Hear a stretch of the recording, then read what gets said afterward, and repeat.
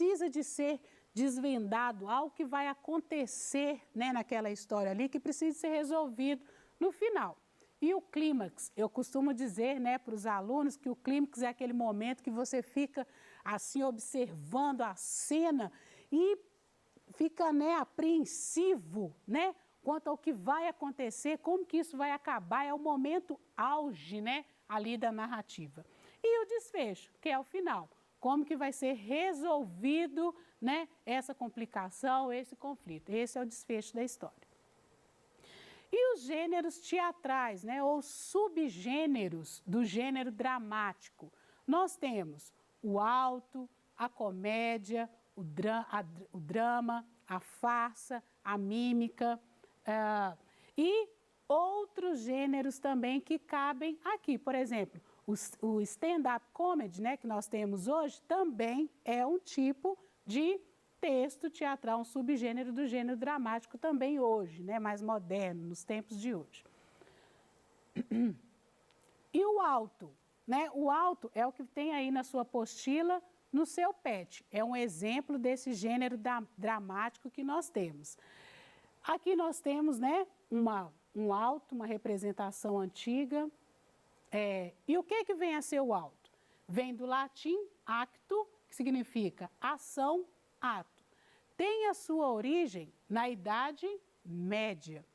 E qual que era o objetivo desse gênero? Era satirizar pessoas, ok? E a moral também é um elemento que compõe aí esse gênero. Decisivo, né?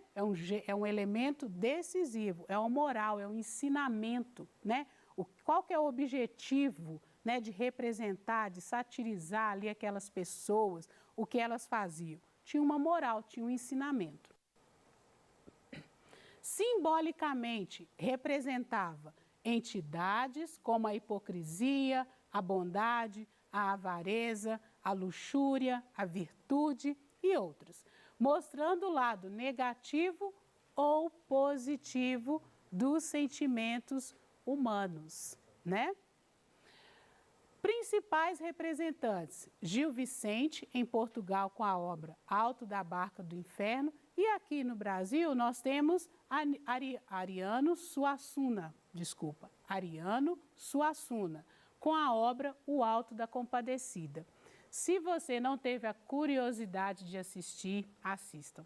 É muito interessante, né? Ela foi muito elogiada aí, né? Recebeu vários elogios, né? Essa representação, esse texto dele, né?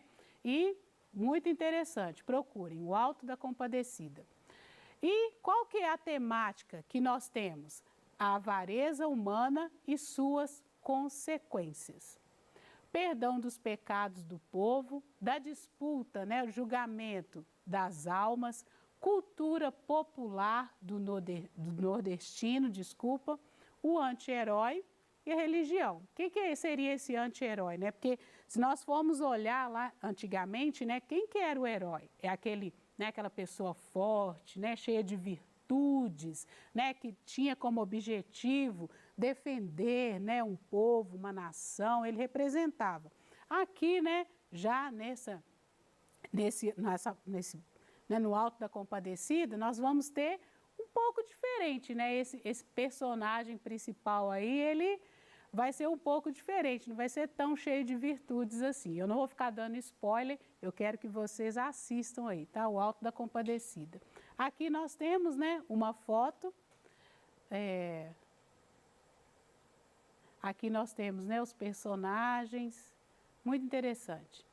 E nós vamos pensar agora a respeito, como nós falamos muito da questão do teatro, vamos falar de algumas ações que têm acontecido no nosso próprio país.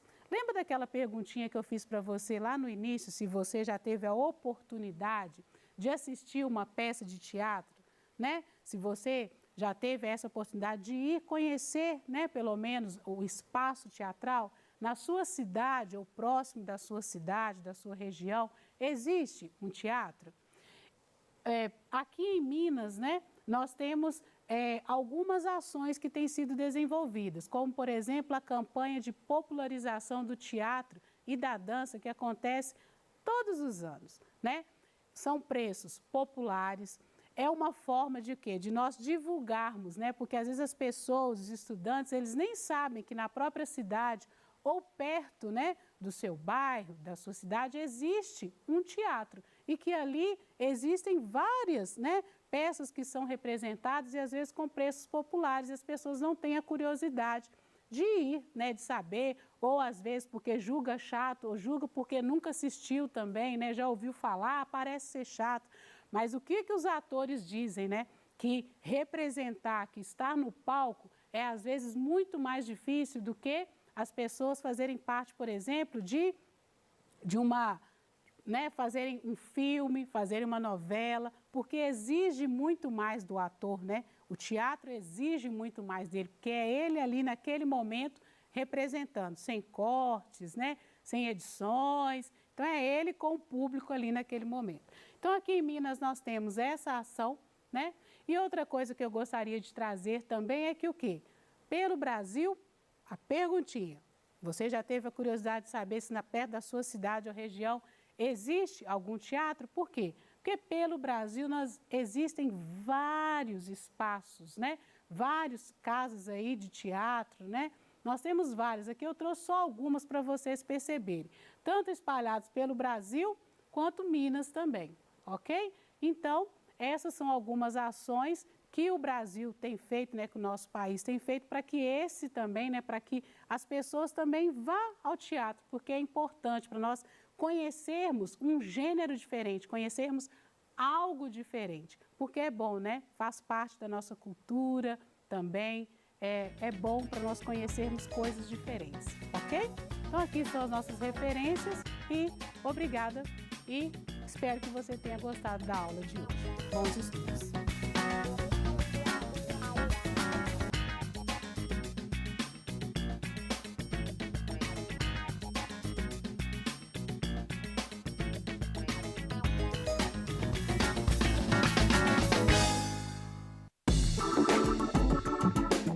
A seguir, se liga nas linguagens. Ensino Fundamental, 8º ano.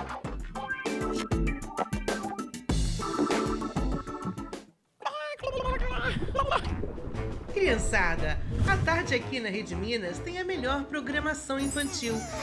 Amo essa hora. Muita diversão, magia e brincadeiras. Para abrir, 1h30 Sésamo. Os monstrinhos peludos dão um show de magia educativa. Depois, às 2h, é a vez dos divertidos bonecos do Dango Balango.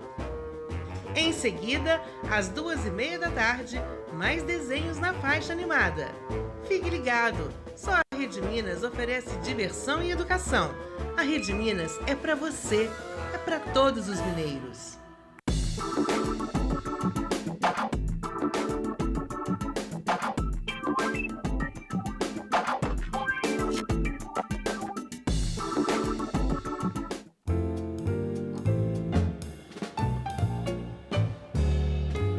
Não cancele, remarque. Minas te espera em breve.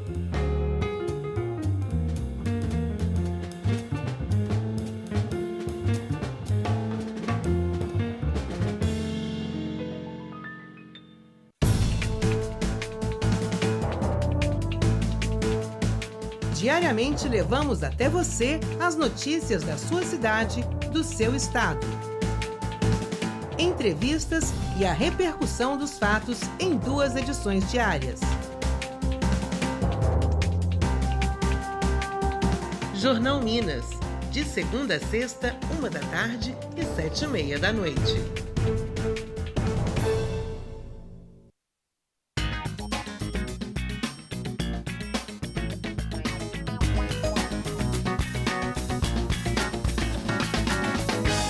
Olá, estudante! Meu nome é Guiomar e nós estamos dando início essa semana ao ciclo 2 do seu PET. E na aula de hoje, nós estaremos falando sobre um assunto de muita importância para todas as matérias, não só para língua portuguesa, mas para todos os conteúdos, para todos os componentes. Nós iremos falar sobre estratégias de leitura. Mas, antes de nós pensarmos, né, sobre essas estratégias de leitura, primeiro vamos conhecer um pouco sobre o conceito de leitura? Vamos lá. Então, o que é leitura, estudante? Você já parou para pensar o que seria, né, essa atividade, esse momento da leitura? Não? Então, vamos saber um dos conceitos de leitura. Leitura é uma atividade que envolve a interação entre o autor, o leitor e o texto.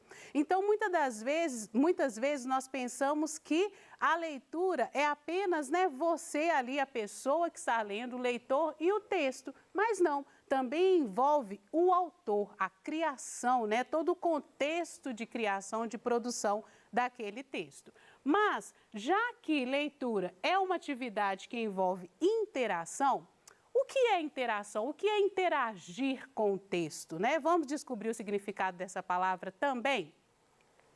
Então, interação é influência recíproca entre uma coisa e outra, diálogo entre pessoas que se relacionam ou convivem. Então, para nós, essa palavrinha diálogo aqui, né, no sentido de interação, é muito importante. Existem outras acepções, outras entradas a respeito, né, sobre interação? Sim, mas para nós aqui, nós vamos conceber que interação é diálogo entre pessoas que se relacionam ou convivem. E em se tratando de leitura, qual que o que está, né, quais são os processos que estão envolvidos ali? O que está relacionado? É o autor, o texto e o leitor, ok? Então, sendo assim, no processo de leitura, o autor, ele detém a palavra, ou seja, é aquele que tem algo para transmitir, é aquele que tem algo para comunicar, ok? E o leitor ativa seus conhecimentos diante do texto em busca dos significados. Então, o leitor é essa pessoa, ok? Que ativa seus conhecimentos diante do texto em busca dos significados. Por quê? Porque quando nós lemos um texto, nós não estamos assim, nós não somos pessoas, né, como que pessoas vazias. Nós não temos nada diante de um texto, por exemplo. Quando você pega um livro, né, um livro de leitura literária, por exemplo, ou algo para ler, certamente você possui também os seus conhecimentos, algumas ideias a respeito daquele assunto. Então, quando você vai ler, você precisa também de ativar esses conhecimentos, aquilo que você já sabe a respeito do assunto, ok? Para que você possa o quê? Apreender os significados daquele texto, né? Você vai relacionar. Lembra dessa palavrinha que nós já dissemos? Relacionar também, né? Você vai o quê? Acionar, ativar os seus conhecimentos a respeito daquele assunto. E o texto? O texto contém as pistas para o entendimento. Então, por que o texto, né, tem essa apreensão a respeito do texto aqui, né? Contém as pistas para o entendimento. Ou seja, porque não é só o texto, não é só o texto, não é somente através daquilo que você lê que você vai aprender os significados. Você também tem que o quê? Relacionar outras coisas, né? Outros conhecimentos, ok? Outros contextos a respeito daquilo que você está lendo. Então, lembra que eu disse que quando você vai ler um texto, ler a respeito de determinado assunto, você tem que ativar os seus conhecimentos a respeito daquele assunto? Esses conhecimentos é o que nós chamamos de conhecimento de mundo ou conhecimento prévio. O que seria isso? É o conhecimento adquirido ao longo da vida, as suas vivências, as suas experiências, isso é que é o conhecimento de mundo. E esse conhecimento de mundo, ele é definido como aquele que antecipa as palavras do texto. Então, quando você vai ler, né, sobre um assunto, esse seu conhecimento prévio, ele antecipa essas palavras, é aquilo que você já sabe a respeito do assunto, ok? Então, quando lemos, precisamos acionar o que já sabemos a respeito do assunto. Essa é uma das principais estratégias de compreensão da leitura, ou seja, o que eu já sei a respeito daquele assunto, daquele determinado assunto, ok? Essa é uma estratégia principal. Então, um exemplo aqui, né, sobre como acionar, ativar esse nosso conhecimento prévio. Eu peguei uma notícia, um exemplo de uma notícia aqui, sobre notícias de saúde. Esse é o título: Obesidade infantil pode dobrar os riscos de morte antes dos 55 anos, diz estudos.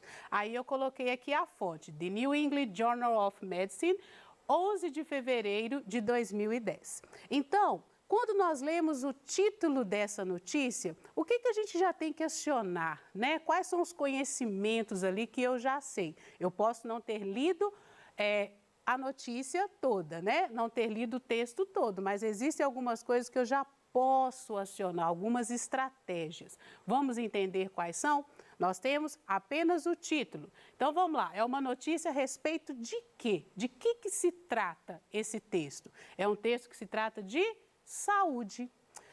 A segunda informação, obesidade infantil. Então, é um texto que vai tratar de quê? De obesidade infantil. Aí eu já aciono, o que eu já ouvi a respeito de obesidade? O que é obesidade, né? A grosso modo, a obesidade é o quê? Quando a pessoa está acima do peso. Existem níveis de obesidade também, né? Nós não vamos aprofundar nesse assunto, né? Até porque não é o nosso interesse aqui. Mas a gente sabe que existem alguns níveis, né, de obesidade. E infantil, então está dentro do universo o quê? Das crianças. É isso que o texto vai falar.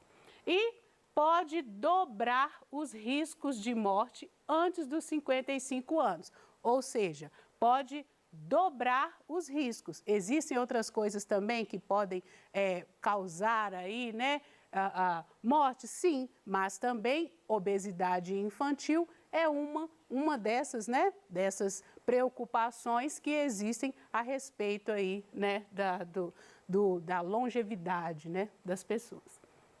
Diz estudo. E a terceira informação que nós temos é sobre a nossa fonte. É algo muito importante. Quando nós falamos sobre fonte, né, que é o suporte, é onde foi publicado, de onde foi retirado o texto, nós também acionamos várias informações quando nós pesquisamos a respeito dessa